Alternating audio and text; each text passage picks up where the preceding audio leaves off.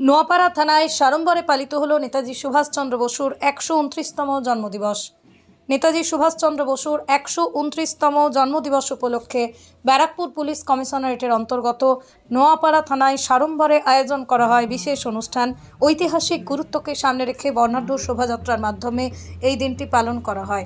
উল্লেখ্য, 1931 সালের 11ই অক্টোবর জগদ্দল গোলঘরে বঙ্গীয় পাটকল সম্মেলনে যোগ দিতে যাওয়ার পথেই তদানীন্তন ইংরেজ পুলিশ বর্তমান শ্যামনগর চৌরঙ্গি মোড় এলাকা থেকে গ্রেপ্তার করেছিল দেশনায়ক নেতাজি সুভাষচন্দ্র বসুকে। সেই ঐতিহাসিক ঘটনার স্মরণে প্রতি বছর নোয়াপাড়া থানার উদ্যোগে বিশেষ মর্যাদায় নেতাজির জন্মদিন পালন করা হয়ে থাকে। এদিনের অনুষ্ঠানে উপস্থিত ছিলেন ব্যারাকপুর পুলিশ কমিশনারেটের commissioner Muralidhar, deputy commissioner headquarter Atul Viswanathan, deputy commissioner north Ganesh Biswas, deputy commissioner traffic Amlan Kusum Ghosh, ACP Noapara doctor Sourav, Noapara থানার ভারপ্রাপ্ত পুলিশ আধিকারিক রাকেশ চন্দ্র সাধুকা, বাসুদেবপুর থানার ভারপ্রাপ্ত পুলিশ আধিকারিক তরুণ চক্রবর্তী সহ অন্যান্য আধিকারিক ও কর্মীরা। বর্ণাঢ্য শোভাযাত্রা, নেতাজির প্রতিকৃতিতে মাল্যদান, দেশাত্মবোধক বার্তার মধ্য দিয়ে দেশনায়কের আদর্শ আত্মত্যাগকে স্মরণ করে দিনটি পালন করা হয়। অনুষ্ঠানের মাধ্যমে নতুন প্রজন্মের কাছে নেতাজির দেশপ্রেম ও সংগ্রামের ইতিহাস তুলে ধরার উপর বিশেষ গুরুত্ব আরোপ করা হয়।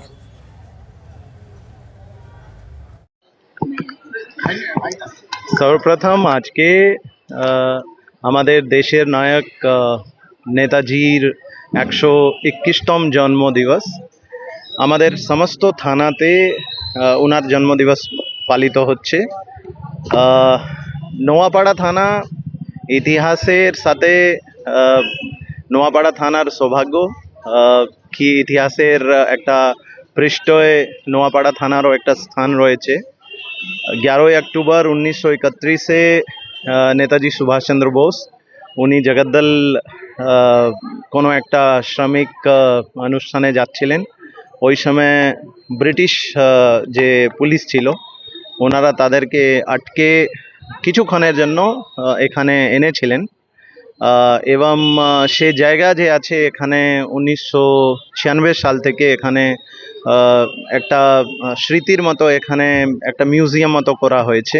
প্রতি বছর এখানে আমরা এই দিনটাকে পালিত করি। এখানে ওনার যে স্ট্যাচু রয়েছে সেখানে মাল্যদান হয়, আমরা দ্বীপ প্রজ্বলিত করি এবং আজকে দিন এই যে মিউজিয়াম আছে সেটা পাবলিকের জন্য খোলা থাকে।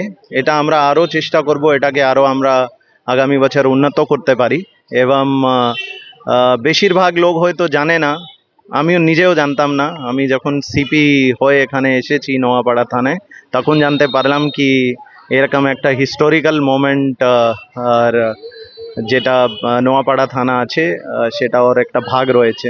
তো এটা আমরা চাই কি পাবলিক জানুক, আসুক, দেখুক কি আমাদের দেশনায়ক যে আছে ওনার চরণধুলি এখানে পড়েছিল এবং আগামী বছর আমরা এই যে মিউজিয়াম রয়েছে এটাকে আরও একটু উন্নতি করব। Thank you.